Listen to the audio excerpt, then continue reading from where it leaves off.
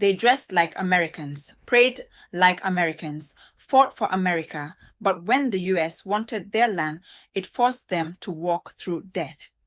In the early 1800s, five powerful Native American nations lived across the southeastern United States: the Cherokee, Creek, Chickasaw, Choctaw, and Seminole.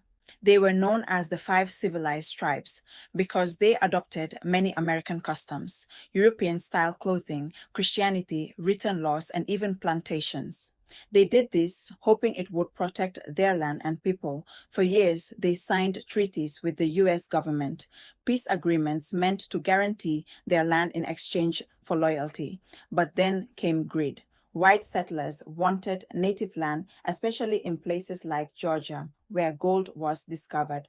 Pressure grew, and in 1830, President Andrew Jackson signed the Indian Removal Act, a law that allowed the government to relocate native tribes by force.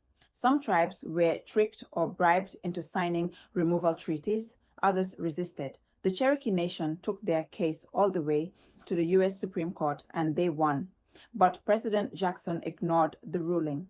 Between 1831 and 1838, US soldiers rounded up native families, often at gunpoint.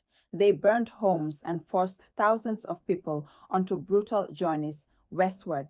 This became known as the Trail of Tears. The conditions were horrific: cold winters, disease, starvation. Over 15,000 native people died, many buried in shallow graves along the way.